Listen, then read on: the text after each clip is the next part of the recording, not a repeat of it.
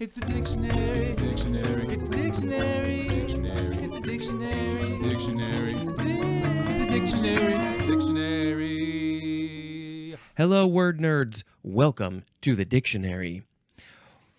You know what would be so great is if you did a rating and a reviewing on Apple Podcasts and other places for this show.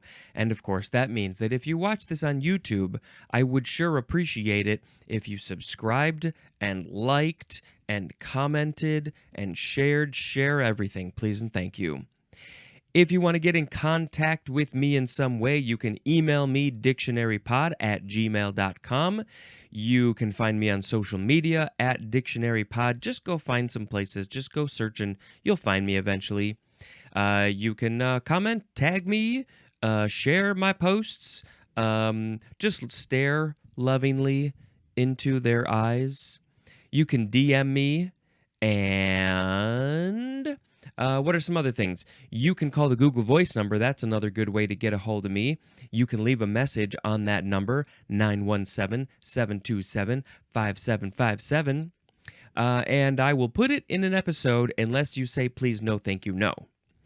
Let's see, a TeePublic link in the show notes. You can buy some merchandise.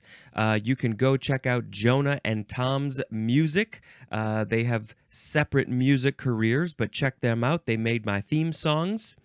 And if you have a joke for any word through the end of the alphabet, go ahead and email that to me. Just email, and I will keep track of it, and I will say your joke when I get to that word someday, somehow, maybe. Definitely, if I remember. Let's see. Anything else? Did I miss anything? I probably did, but that's okay. Let's talk about the words. First, we have epipelagic. Epipelagic. E-P-I-P-E-L-A-G-I-C. Epipelagic. Adjective from 1940 of relating to or constituting the part of the oceanic zone into which enough light penetrates for photosynthesis. Okay, so this is where the light is going to penetrate into the water of the ocean only a certain depth, only to a certain depth, because at that point the water gets so deep and light gets slowed down, and I don't know if the pressure is involved. For whatever reasons, the light only reaches to a certain depth, and it's not so much the certain depth, it's the certain depth where photosynthesis can still occur, that there are plants at that depth that are still getting enough light to do their photosynthesizing things that they do all day, every day, to which, of course, gives them energy to live more. So that's what would they call it, the epipelagic zone, the epipelagic layer, something like that. Okay, now it does not say any etymology. Let's see, in the previous episode we had a word that was also about, we had epilimnion. I think that was the word about the water. Yep. This one's so different though. Epipelagic. I wonder if pelagic is a word, a part of a word, a suffix, a something, anything related. There's definitely, yeah, pelagic is related to the ocean. Yeah. So epipelagic is is this even a picture of some zones? Yeah, we got the epipelagic zone. Oh, it goes to about 200 meters. That's helpful to know for when you're swimming down to 200 meters. There's the mesopelagic, which goes down to 1,000 meters. Bathypelagic, we had that in the B's. That goes pretty deep, down to 4,000 meters. And then there is the abyssal pelagic, and that goes down all the way to what, maybe 10,000 meters. Oh, this is a good picture. Lots of information here. Interesting stuff. Okay. Let's see. Now, it's sound effect time. That's the end of that word. Here comes another word, and my sound effect is going to be whoa. The next word is epiphanic. Epiphanic with a PH. adjective from 1951, of or having the character of an epiphany. Of the character, of an epiphany or having the character of an epiphany would be epiphanic. No clue how this word can get used in context. That's an interesting one. Please write me an example and send it to me. I would be very curious to hear that. Whoa! The next word is epiphanous. Epiphanomous, adjective from 1965, and the synonym is the previous word epiphanic. So you can use either one, but the emphases are so different. Epiphanic or epiphanous, same word, same thing. Okay. What? The next word is epiphany. Epiphany. Noun from the 14th century. We got a bunch of definitions here. Number 1, this one is capitalized. January 6th, which for my time, I forgot to say today is January 9th, 2024 at 7:12 a.m. So just a few days ago, January 6th, observed as a church festival in commemoration of the coming of the Magi as the first manifestation of Christ to the Gentiles, or in the Eastern Church, in commemoration of the baptism of Christ. And I don't know much about that stuff because I don't do the religious-y things, but that day is Epiphany. What happened on that day? Well, they say on the Eastern Church, the Eastern religions, that's not the best way to say that. The churches on the eastern side of the planet, when you're looking at most of our maps, that's the first they commemorate January 6th. Epiphany commemorates the baptism of Christ. So does that mean that he was baptized on January 6th? I'm pretty sure all of those dates and numbers are all changed from whatever was possibly maybe real. And then the other one was the commemoration of the coming of the Magi as the first manifestation of the Christ to the Gentiles. There's a whole lot of information I don't understand there. Number 2, an appearance or manifestation, especially of a divine being. Oh, so we can sort of see how this evolved into what we think of now as epiphany. Whoa, I was struck by something divine. But in this one specifically, number 2, a divine being has appeared, manifested to you. That is an epiphany. It'll be interesting to see what the etymology says. Okay, now we have 3A1, a usually sudden manifestation or perception of the essential nature or meaning of something. And aren't these the best? When something clicks, you finally get something, you learn something, you put some information together, whatever it is, you have an idea. That's another form. Maybe that's one of these definitions. I just had an epiphany. I just realized this thing. Oh my gosh. Oh my God. That's the whole divine being thing. 3A2. An intuitive grasp of reality through something usually simple and striking. And the example of this something would be an event. I think I need to read that one again. An intuitive grasp of reality through something like an event, usually simple and striking. And why is my early morning brain not being able to understand what this is saying? So is this saying that it's an intuitive grasp? So that just means you just intuitively have this understanding in you. You understand reality through this event, usually simple and striking. I don't know. I'm sure if you want to explain this to me in another way, I would be more than grateful. I would be extra grateful. 3A3. an illuminating discovery, realization, or disclosure. Yeah, I can understand that one a bit more. It's similar to 3A1, a little bit different, but this 3A2 one, it's bugging me. Okay, 3B, a revealing scene or moment. So maybe in a play, a movie, a TV show, a story of some kind. Oh, this scene reveals something important. So you would call that the epiphany scene. Oh, I had an epiphany. We'll see if I have any epiphanies during this recording. I highly doubt that that's going to happen. Okay, now it's etymology time.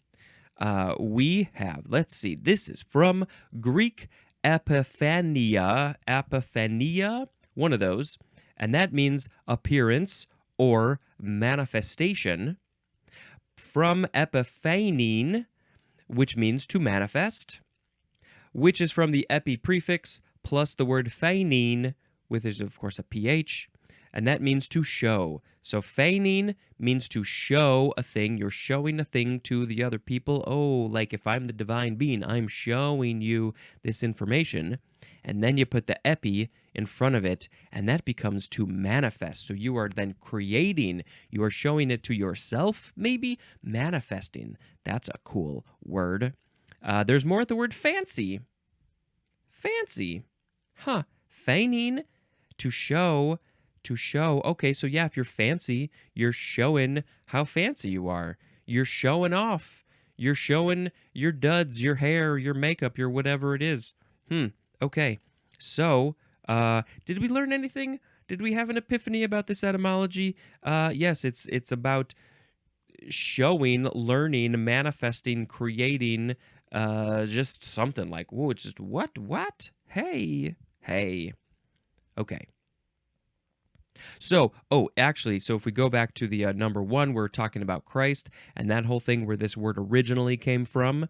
They didn't have the word when Christ was born or baptized or went to the Gentiles. This was a word that was created later from Greek to describe that time. So it's supposedly he was the divine being. And I'm explaining why we have this word for this. And so he was being shown to the rest of the people. Yeah, that's it. Oh, that's the sound effect. The next word is epiphenomenal. Epiphenomenal. This is an adjective from 1899 of or relating to an epiphenomenon. And the synonym is derivative. Epiphenomenally is an adverb. Epiphenomenally. So derivative. Okay, I can sort of think about what that means, but instead of thinking about that, let's talk about the next word. What? Epiphenomenalism. Epiphenomenalism. 8 syllables. Noun from also 1899. A doctrine that mental processes are epiphenomena of brain processes. And of course, we're going to talk about epiphenomenon, and the plural, I guess, would be epiphenomena. So the epiphenomenalism is this study, this doctrine, this idea, this theory, whatever, that says that mental processes are the epiphenomena of brain processes. The brain is processing some stuff, and so then what comes of that, I think this is what this is saying, what comes from that are mental processes. They are different. Mental and brain are different. It's lots of stuff. Maybe we got to put a link in the show notes for epiphenomenalism, and then you can learn more about that. But first, before we get to the links, we got to go. Epiphenomenon. Epiphenomenon. Noun from circa 1706.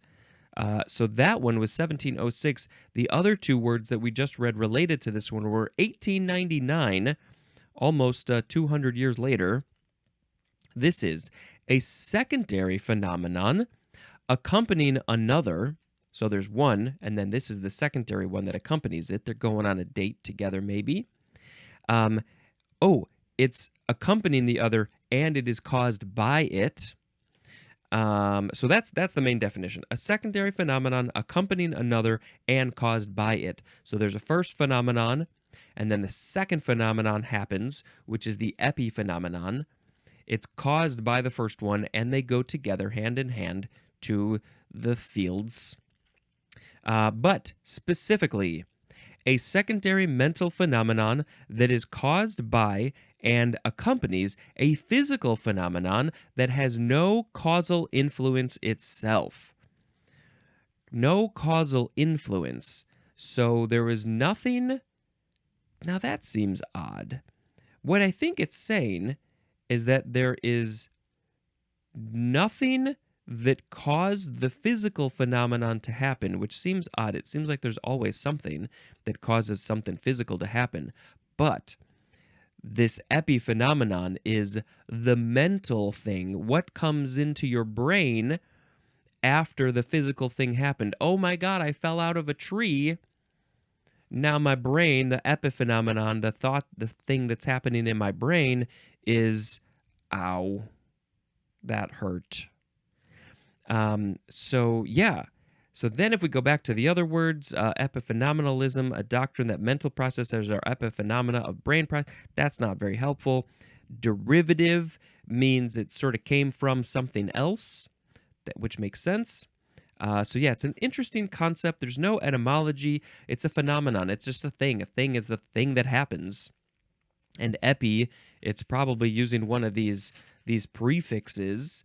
These definitions: upon, besides, attached to. Yep, it's attached. It's a phenomenon attached to another phenomenon. Yep. What after? That's another one. Okay, so gotta just move on to the next word. Epiphram. Epiphragm.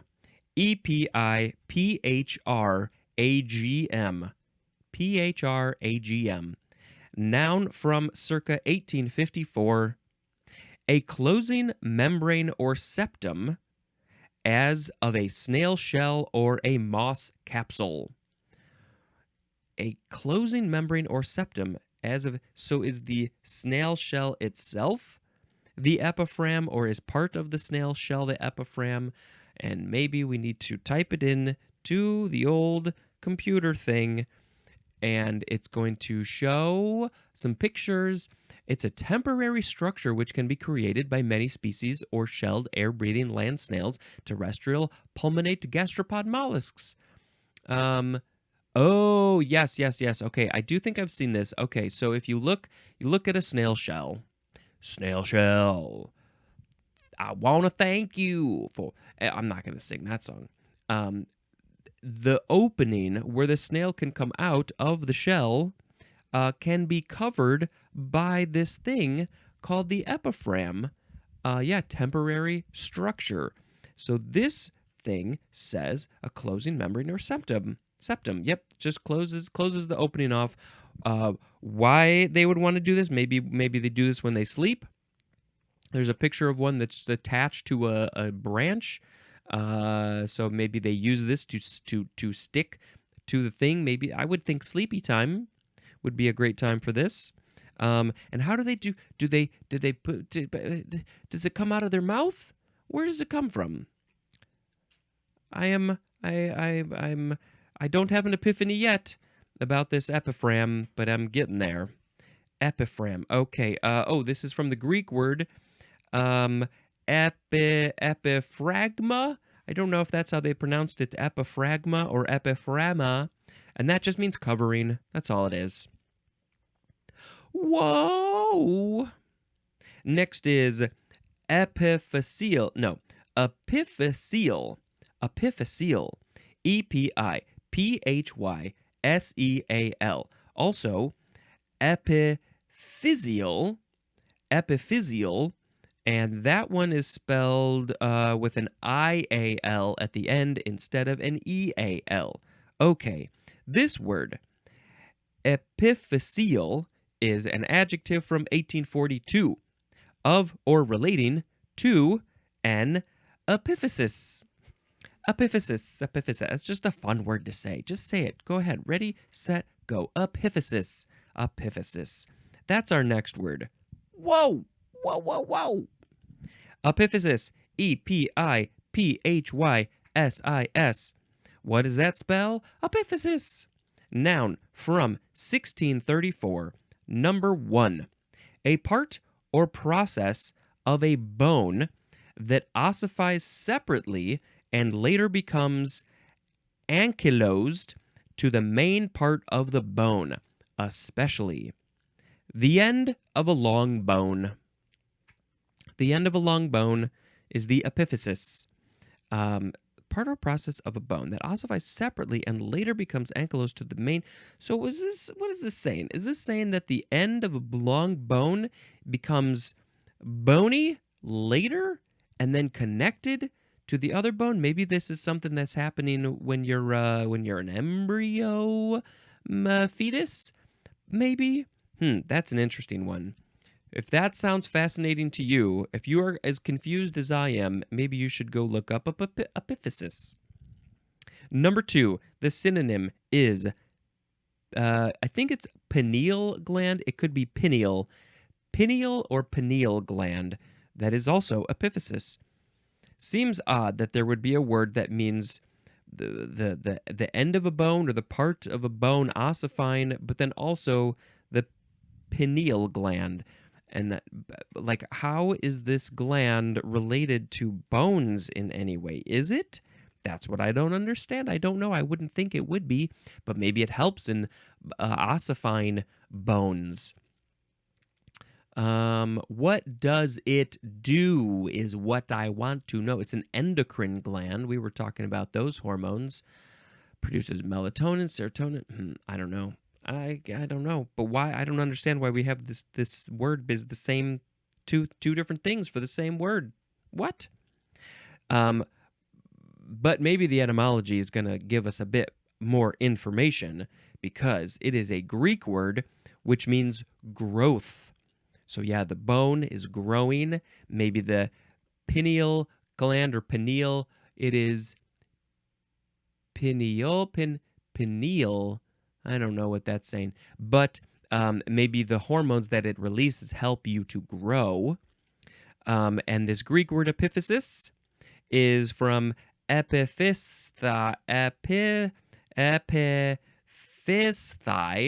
which means to grow on. And that is from epi plus phyesthai. I think maybe that's how you say that word. That means to grow. It also means middle voice of. And then this word is also from phyene, which means to bring forth. And there's more at the word B. B-E-B. That's epiphysis. Whew. That was a ride. Whoa. Next is epiphyte. E-P-I-P-H-Y-T-E. Noun from circa 1847. A plant that derives its moisture and nutrients from the air and rain. It's not the way you're supposed to say these words. The flow is terrible. Okay, it is a plant that derives its moisture and nutrients from the air and rain and grows usually on another plant. Epiphyte, that's what it is. And so this is what I've heard of air plants. Maybe these are air plants. It seems odd that they don't need to be in the ground. They don't need to be in the soil or the dirt to grow. They get the rain. That's important because everything needs water, at least here on Earth. And then the air. Like, what do they get from the air? Is the air important, or is it just saying they don't need to be in the ground? They can be in the air. They can be growing on another plant, and maybe they're going to suck nutrients from that too. It didn't say. Yeah, interesting. concept for a plant. Oh, maybe I'll save that. Okay, the next word is epiphytic, adjective from 1830. One, of, relating to, or being an epiphyte, and that's the plant that we just talked about. Two, living on the surface of plants. So you don't need to be a plant living on another plant.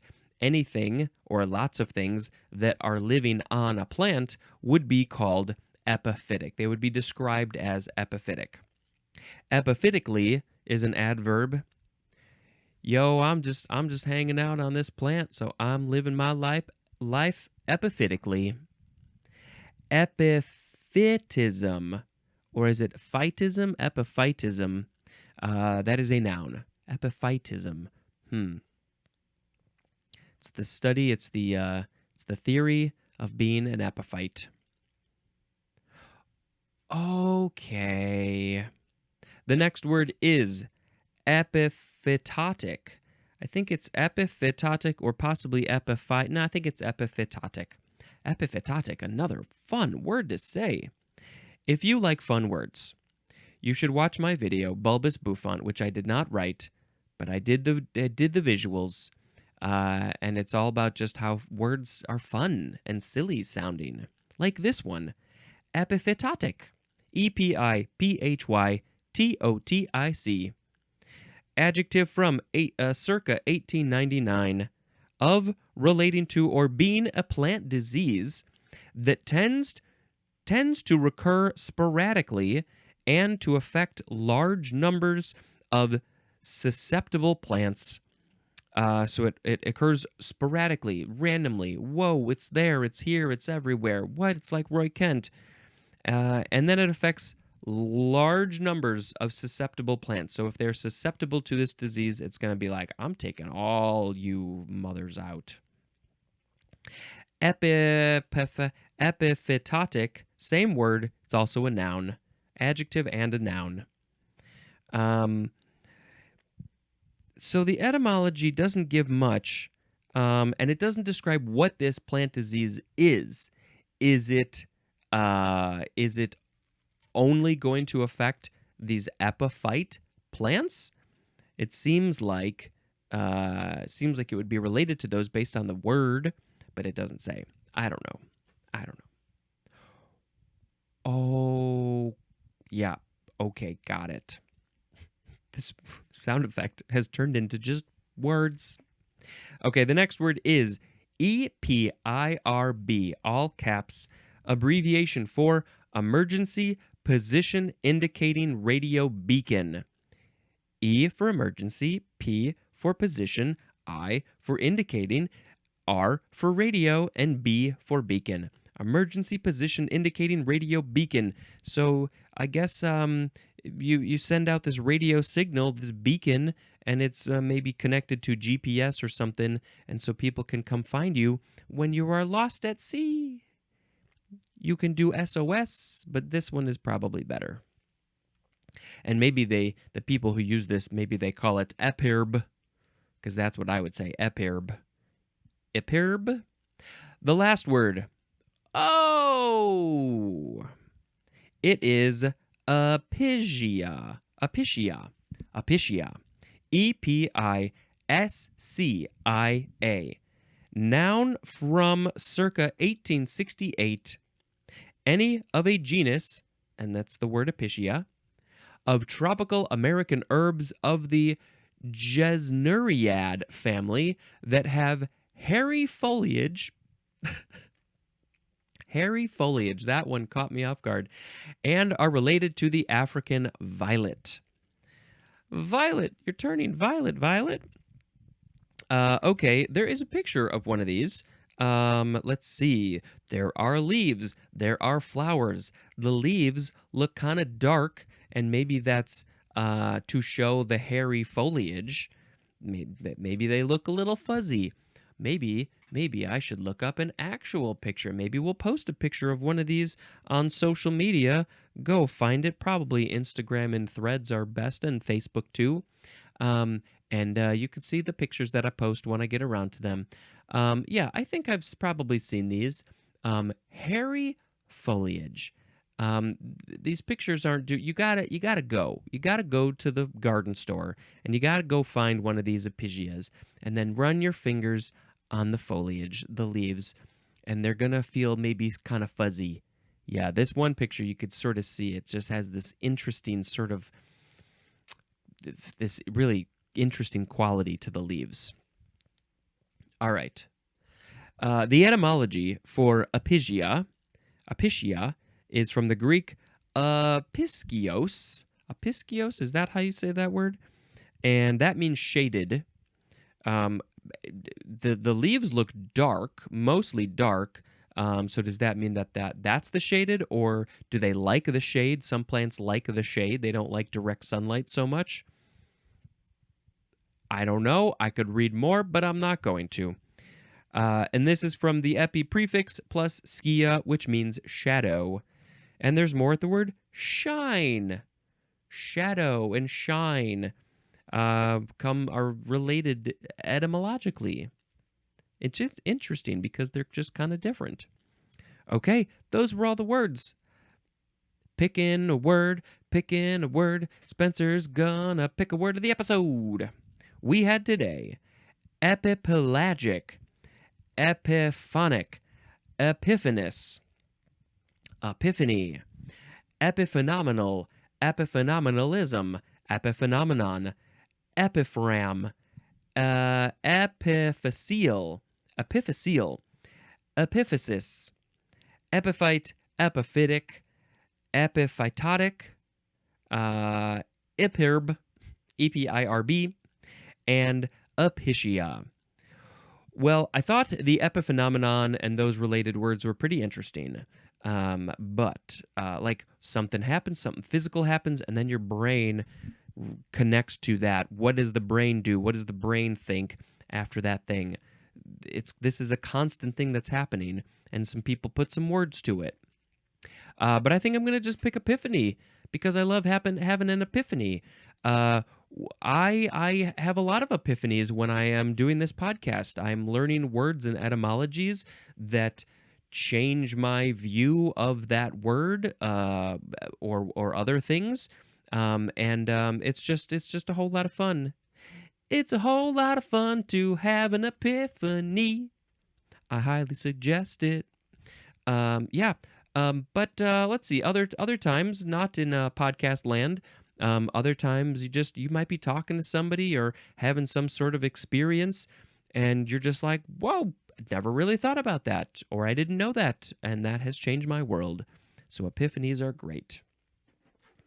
I don't care about the religious ones. I care about the real ones. And now, it's time for movies. It's movie time on the podcast about words. All right, let's see. Where did we leave off? I think I left off here. I watched Napoleon. Very long, epic movie about a person who's just really irritating. It was really frustrating. Godzilla -1. The title is a little confusing, but I believe what they mean what they meant for the title is that Japan, at the time of when this movie takes place, Japan was already in a pretty crappy situation, and then Godzilla coming around took them into a negative. Japan was at 0, and Godzilla took them to -1 or -1. What else? Oh, and what else I want to say about that one? I have really only seen a couple of Godzilla movies. I probably saw the original one at some point when I was young. I saw the American one from the 90s, late 90s, I think. But I haven't really seen any other ones, maybe. I don't know if I've ever seen any. I've seen clips. I know the concept. So I guess what they're doing is it's still from Japan. It's still in that world that they are creating, specifically Japan and not America. And but they add more plot, more human emotion to it, which is really good. And because they didn't I don't have as much experience with Godzilla movies. I don't think I thought it was as good as other people did because I just don't have it. I don't have something to connect it to. But I mean, come on.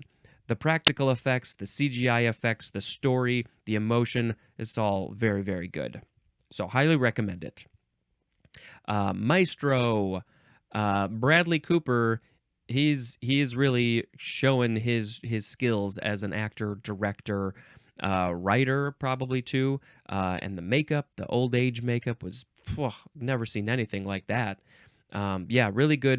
Didn't know anything about this guy, Leonard Bernstein. I think that's how you pronounce it. It's not Bernstein. Didn't know anything about him, so that was cool to learn. Die Hard, they re-released it in theaters for Christmas, so we went and saw it in the big screen, which was a lot of fun. Let's end on this one. It's a Wonderful Life. We went to the Music Box in Chicago to see this. Sharon had never seen the whole movie. It was a yearly screening in my household when I was a kid, so we took my parents to go see it, and we did not realize, well, I think Sharon did, but we did not realize that this was a whole sing-along fun thing that they do at the Music Box. And so there was like singing Christmas carols beforehand. They put the lyrics on the screen, and Santa comes out, and they've got a live organ player, and the whole audience is singing Christmas carols, and it's just super silly and fun, and a weird thing to do with a whole bunch of people. But then during the movie, people are cheering. They're making jingle sounds when anything related to Clarence or angels is mentioned, or they're hissing when Potter comes on screen, or capitalism in general. And I didn't know that was going to happen, and it was very strange and fun, and I had a great time. So I think we're going to do it next year. Okay, that's it. No more things to say. This is the end of the episode. Thank you very much for listening and watching. And until next time, this is Spencer dispensing information. Goodbye.